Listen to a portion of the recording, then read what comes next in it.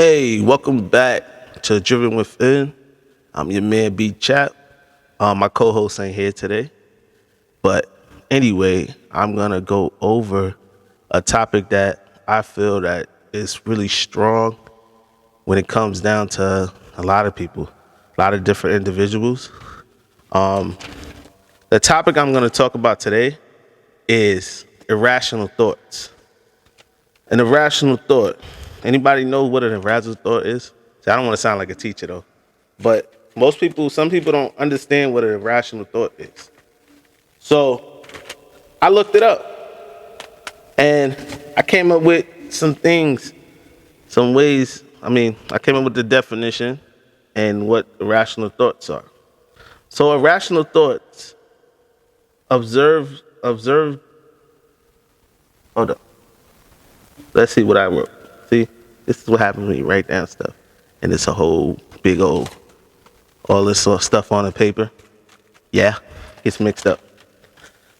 All right, so an irrational thought operates mostly on assumption, are rooted in beliefs.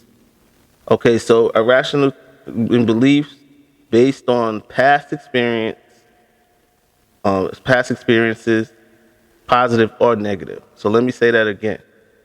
So it says irrational thought operates mostly on assumptions or rooted in beliefs based on past experiences, positive or negative. So an example of that, you know how you be like, I coulda, I shoulda, woulda. Those are examples of things that come into your mind, or saying can't control what happened already. So you can't control what happened already. So the rational thoughts is like, for example, you know how you got that uncle or that aunt or whoever it is, and they say, "Oh yeah, back in my day, I was the man. Yeah, yeah, I used to be the captain of the football team, and man, if I wouldn't have messed my knees up, man, I would have been in the NFL." And then they constantly say that over and over and over and over, and you got to keep hearing that story about how they scored 5 touchdowns in one game, and then you keep on like, okay, yes, you told me this. All right, I understand. I understand. You told me this. Please help me. And that's what happened to them. So now they let that stop them from growing. They let that stop them from becoming what they wanted to do. So that's those irrational thoughts that kept them from becoming something. Maybe they could have became a coach. Maybe he could have became a sports trainer. Maybe he could have became a GM. Maybe he could have been the owner. Could have been anything within the sports. But a lot of times we let things like that stop us from even continuing. We don't even pursue it anymore. We give up on it because of that. And then we stay on it. And then our grandchildren and our nieces and nephews and kids, now they got to hear about what you should have did when you should have let it go. And these are things that we have to talk about as individuals. We have to talk about letting things go. And these irrational thoughts can slip up on us because we don't know what's going on. A lot of times these irrational thoughts, you don't know. They just come up. And we don't even know what irrational thoughts are at times. We don't even know that it is an irrational thought. So that's why I want to focus on this, because this is a major topic when it comes down to anybody. Like I said, I looked this up on psychcentral.com. So it gave me some tips and things to elaborate on irrational thoughts. All right, so one of the things it says on irrational thoughts, it says it's common feature of many mental health conditions. They are associated with anxiety disorder, bipolar disorder, PTSD, personality disorder, and schizophrenia. These things commonly, like I just said, it commonly stems from these disorders. So it doesn't mean that you have that disorder just because, like I said, I'm just saying what they say. So it doesn't mean you have any of these disorders, but it doesn't mean that you don't. So sometimes we as individuals have to get checked out. We got to find out what's going on with us. So if I'm in a depressed state and I'm feeling like I'm down and out and I'm having different thoughts of, not having that motivation like I talked about in my past videos, maybe I need to go talk to somebody and look at what's going on with me. Because like I said, these irrational thoughts are coming and kicking too. And as I said before, these are just assumptions. These thoughts are assumptions, which are rooted from your experiences. So these things may be from the past experiences, or it could just be something, like I said, mostly it could be in the present experience, and you believe that that's true. So that can hinder you as an individual. So I looked up some things that you can actually do. One of the things you can start to do is journal. By journaling, I mean you can write down thoughts that come up in your mind in the book. You could write it in a regular notebook like this. See, I got my notebook. Sometimes I write in it. Or you can type it on your computer. Got the computer right here. Or you can get your phone and use your phone. I'm sure a lot of us utilize our phones. So use your phone. That's one thing you can use.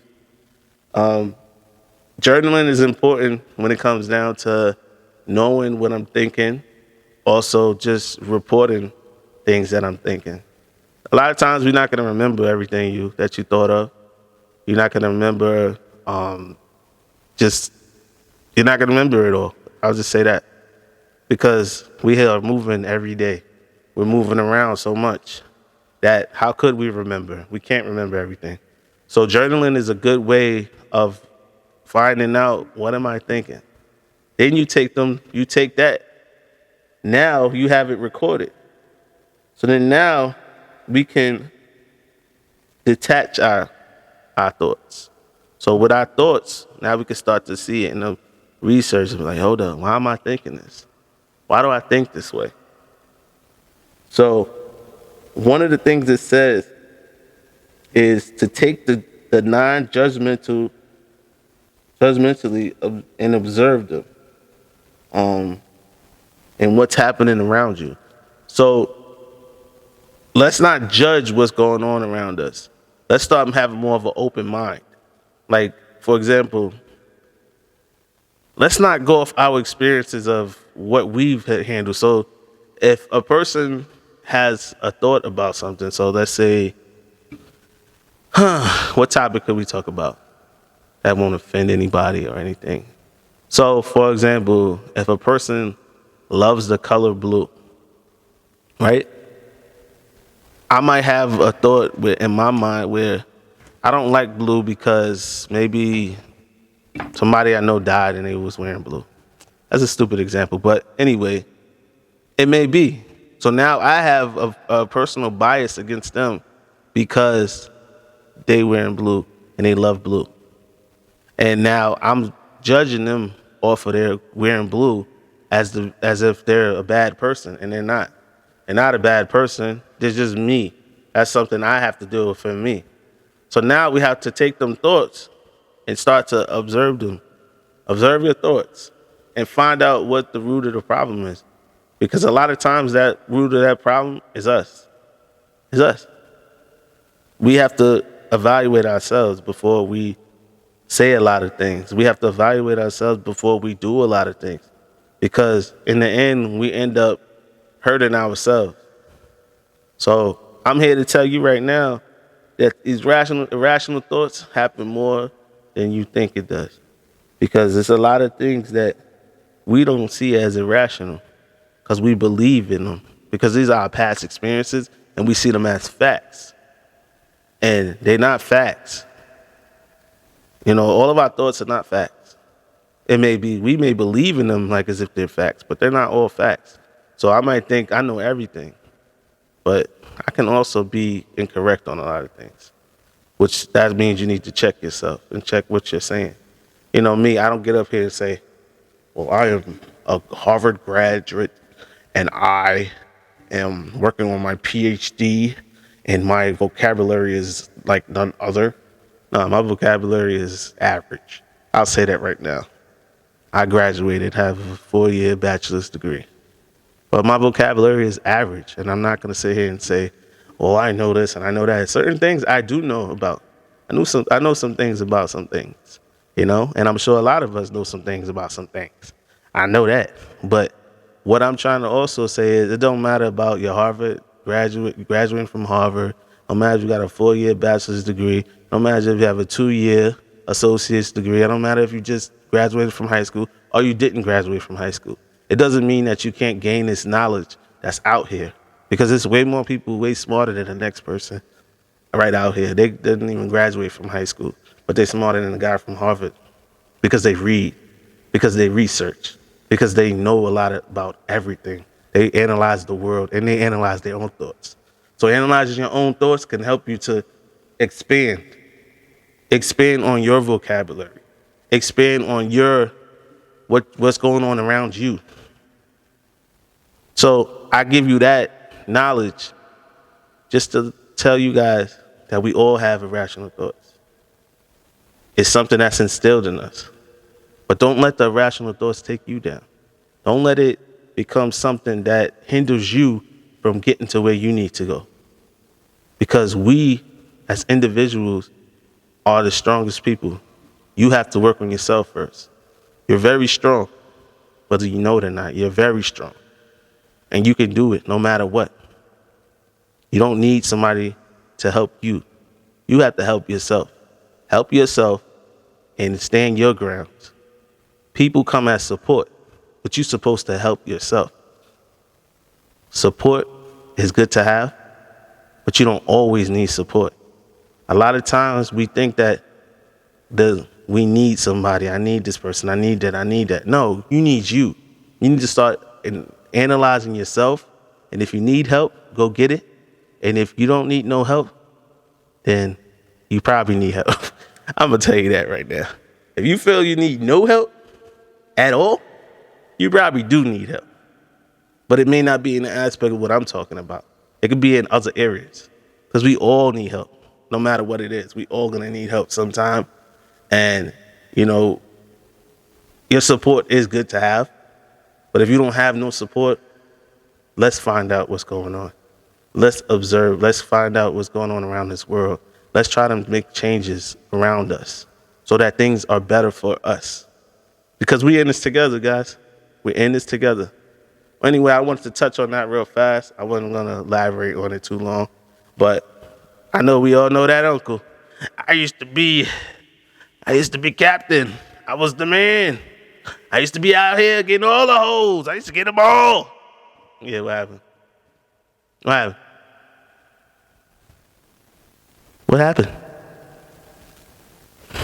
What happened to that man? And he'd be like, dang, homie. In high school, you was what happened to you? And then we ain't saying that, like 50 said. But anyway, like I said, I wanted to touch this base with you guys because I know that's an important topic. And I want you guys to know that I'm here for you. I'm here with you and driven within. And I keep on driving and moving just like you. I'll talk to you guys later. Later.